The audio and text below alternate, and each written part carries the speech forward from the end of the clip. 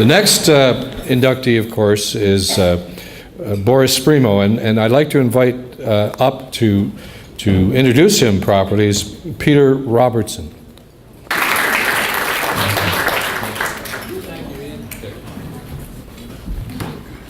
I couldn't be more thrilled to be here on this absolutely momentous moment in Boris's life. I worked for Boris for 20 years at the Toronto Star, and I know everyone in this room is well aware of why he is being inducted into the Hall of Fame. The most imaginative, the most determined, he was fearless, the most competitive, and the most humanitarian of photographers, has been given an award among the many he's received that simply says, he's the best. However, instead of running on about his many iconic photographs, I want to speak about the man. It has been said that Bo was not a team player. And there is some truth to that, because Boris was a team leader.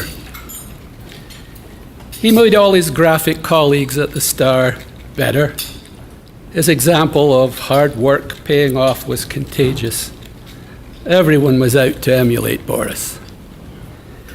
He was a newsman through and through. He was often in front of the news, in fact, being aware, being prepared, and always being ready. Never had to ask Bo if his passport was up to date. And of course, his ready bag was always packed. When the Star was an afternoon paper, we had 4 editions, and senior editor Tommy Lytle and invariably wanted a new page 1 picture to refresh the 4-star, which was the home delivery edition and the biggest circulation paper. Calling Boris on the radio with that order, he would just simply say, "Okay, I find you something."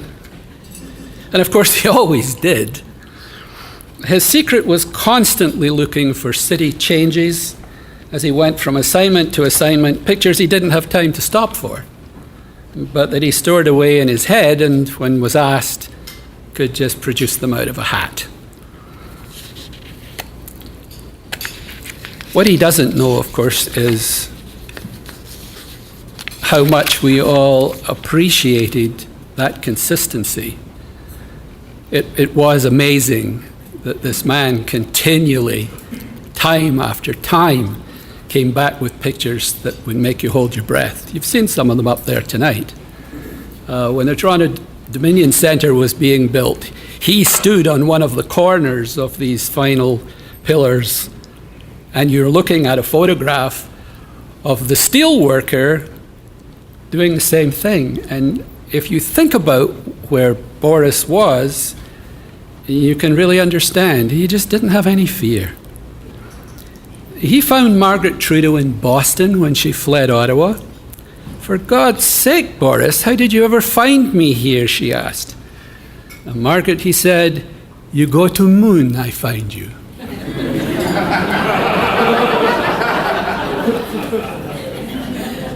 And in fact, if Boris has one huge disappointment in his career, I assume it's that Neil Armstrong beat him to the moon. The morning after Trudeau defeated Joe Clark, Bo was outside Parliament when the PM arrived. "Didn't get enough last night?" "Well, yes, sir, but I need something new today." You all know the shot of Trudeau firing a paper clip from an elastic. Naturally, it made the front page of the Star and the next issue of Just One More in Life magazine.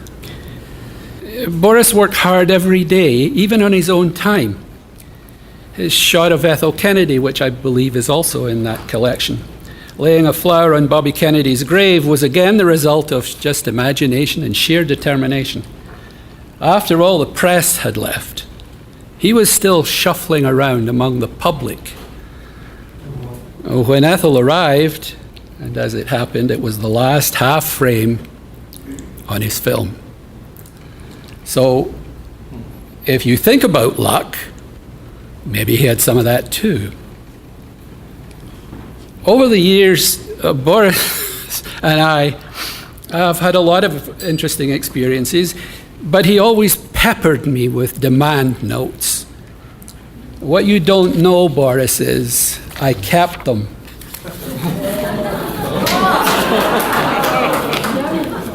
This is an absolutely ancient Toronto Star string internal envelope. And it's in Boris speak. I won't give you all of them because, as I said, there are many, but I'll only read you 3. In 1975, the note reads, Boris says, "Hi, Peter. First of all, welcome back and congratulations on your promotion. Now let's get on business. I was in Montreal on freelance job." I don't want to talk about that too often. "At Olympic site, and I did black and white for us.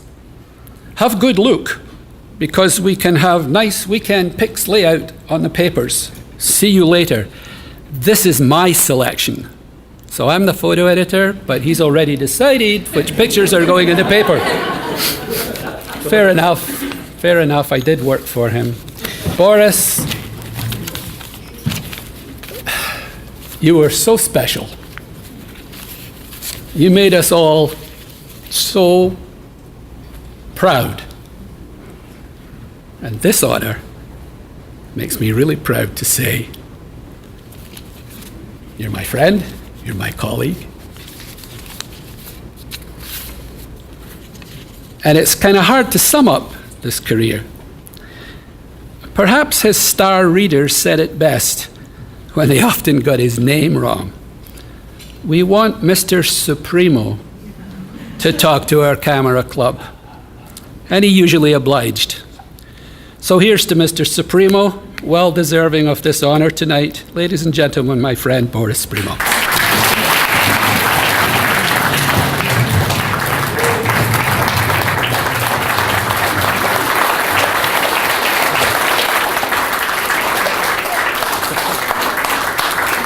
Know all ye by these presents that Boris Spremo, photojournalist, has been named a member of the Canadian News Hall of Fame, October 16, 2013. Winner of 285 or more major awards, this master photographer put Canada and the world in perfect focus during his 37-year career. Boris, congratulations and welcome. Thanks very much. If you would hold that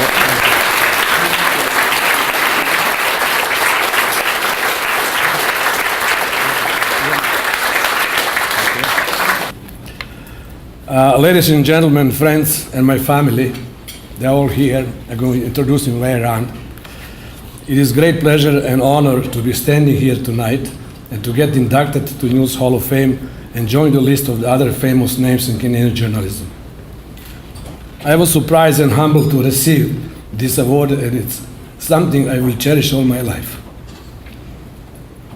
Now, since you have basic knowledge of my career for the last 40 years, I thought maybe you should know a little bit about my background from how I started photography.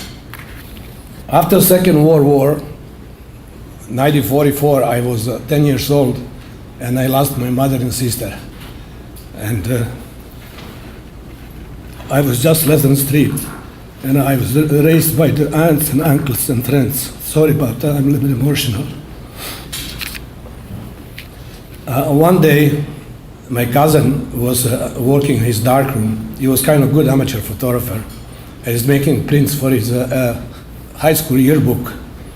And his number of prints, he needed help to be washed. So while I was kicking soccer ball in Becker, he says, "Boris, can you help me just?" I said, "Sure, well, what do you need?" Well, he said, "I'm going to throw you some prints in that bucket and you just put a garden hose and keep washing." So I did that, and it was mostly pictures of the basketball games and soccer games. And later on, he said, "Did you ever see how these prints made?" I go, "No." He said, "Come darkroom, I'll show you." And he has a little darkroom, set up his own portable darkroom in the basement. And he put a film in a larger, and he told me, he says, "Take that white piece of paper, put down here." He said, "Put down here." He says, "Push the button here." I pushed the button, and the paper was exposed. After 5 seconds, he says, take this now paper and put this tray. So I put the paper in tray. He says, watch now. So I'm watching, there's white paper, nothing going on. Suddenly there's a picture coming out slowly. And it was fascinating. I said, just a moment, how that picture coming on, the whole plain ordinary piece of paper? Paul explained, he says, you're going to learn later on, but this is the special chemicals and photographic papers. So that was kind of introduction. Now, I get a little bit turned on, and I asked him later on, Alex, can I use your camera to take a couple of pictures so I can make my own pictures? Oh, no, he said, forget it. Because after the war, he finally get his own camera, and he just couldn't, afford it to give it to me, and maybe break or something. So I was begging my father for next year to buy me a camera. And he said I couldn't afford it. So finally, after 1 year, he went to the flea market and found one. It's one of these accordion pull-out, And that was my first camera. So I will start taking pictures now of my neighbors and friends and any action and motion and high school games. And I built my own darkroom too. So I have my own darkroom now in the basement, I have my own camera, and I was self-contained one-person show. So as a kid, I used to play soccer till I retired almost in Toronto Star. I used to go on a big stadium with 60,000 people, international games, but I don't have money to get in. So I have to sneak over the barbed wire fences and all kinds of different ways to get in the stadium. So finally when I sneak in, I go up on the stands, I'm on the ground, nobody can find me. And I was watching down, there's a game, there's all idols, I admire every player, but there's a group of photographers sitting behind the goal on the grass and taking pictures. And I said, oh, what a lucky guys. Can you imagine? They're sitting there comfortably, taking pictures of the game, and they get inside free.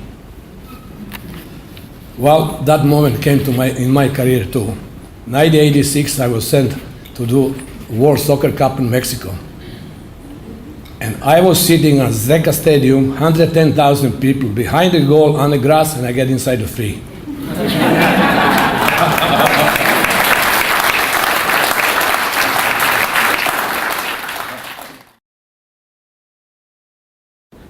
It was much easier to cross the French border because it was Mediterranean, warm weather, and only next day we came down the other side of Menton, and we all scratched because we fell through some strawberries and shrubberies and all these things.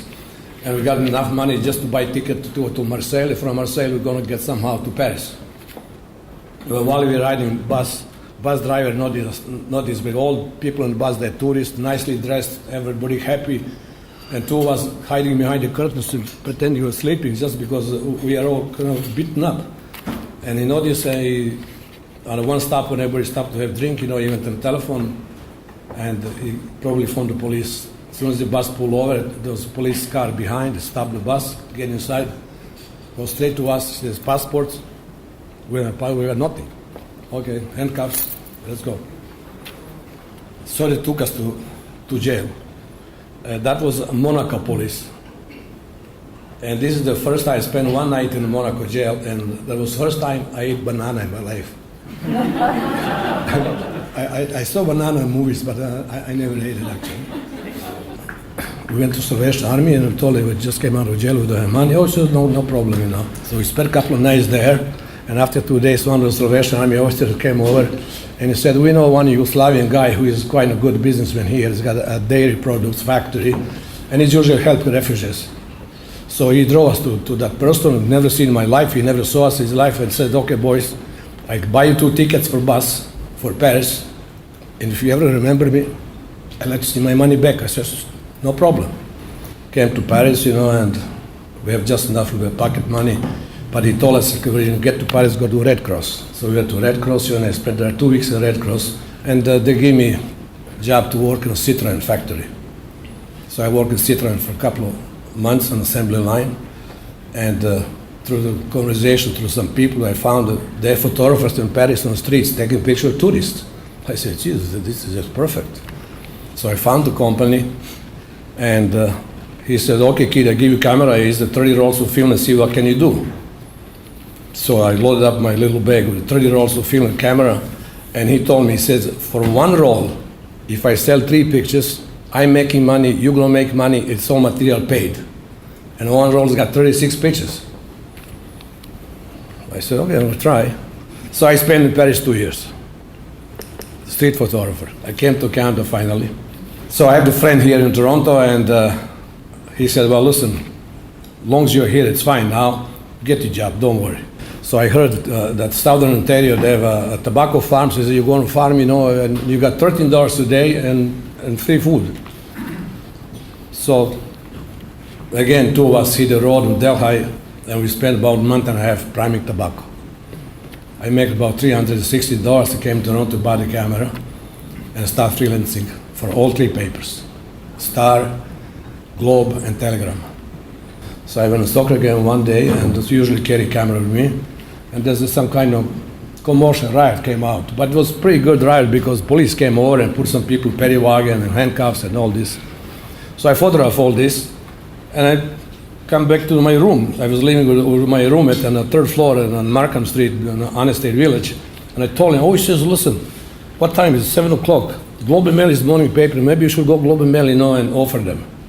I said, well, I know, where is the Globe and Mail? Well, I take you down.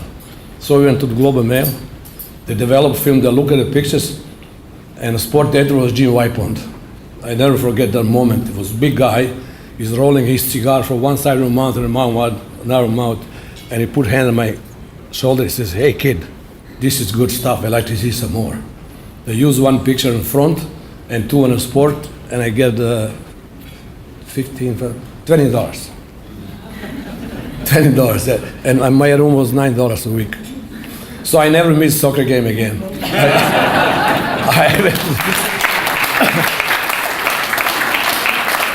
I started getting a little bit more jobs, you know, more for Globe than everybody else. But Globe was now not only giving me a chance to shoot sport, they give me even regular assignments. And geez, I thought, well, that's beautiful. And while I was doing that freelance work, I won my first Canadian Press Picture a Month. And that was one of my 18. I won 18 times that throughout my career. And I won 1 national newspaper award. So Globe Mail noticed, says, well, this kid is not bad, let's offer him a job. So they asked me if I like to be staff recorder. That's my dream, what it's all about. So I became staff, and I spent with Globe 4 years, 4 wonderful years, because they gave me my break. And when the Star approached me to come to them, you know, it was like a living family. I was so dedicated. I have to tell you a little story from Globe.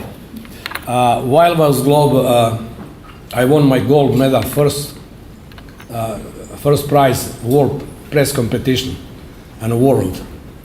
And the picture was an elephant drinking water out of the pail, and dog was passing by, and I saw he sniffing the pail, so he left the leg and was peeing in the pail.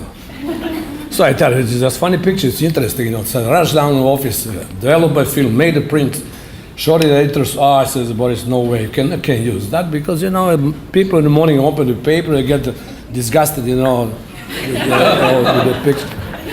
So picture never went to the paper. Well, when it come time to the competition, I made a print, sent to Hague, Holland, you know, and of course, they sent me a note back that I was first place winner, gold medal. So now I was all happy. I tell the Globe people, how about now run the picture? And, oh, no, he said, we're going to run the story, but, you know, picture going to stay out still, because it doesn't belong to the style of our paper. Okay. So that's the end of my elephant and dog.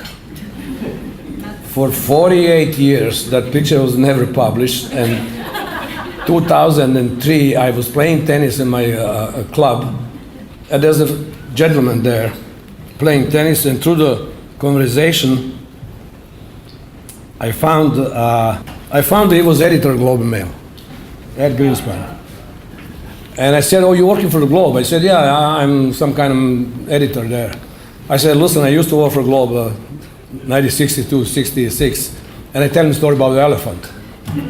And he looked at me and says, you must be kidding. I said, I'm not.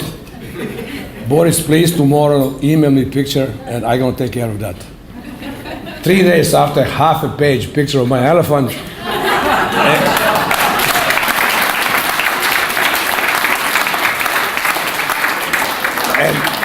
And the story, I was Globe wrong. without, why didn't use the picture, you know. So finally, elephant saw the light. Well, from there, I came to the Star, carrying my press ID. I was always proud to say wherever I go in Toronto, around Canada, around the world, I always keep telling, I'm Boris Spremo, I'm representing largest newspaper in Canada, Toronto Star. And I was doing that for 36 years. Well, at the end, you know, I'd like to thank you all for your sharing this happy occasion in my life today. And finally, thanks to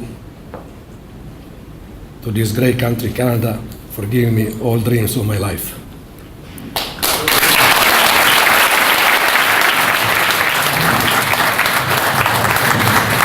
Well done. Great speech.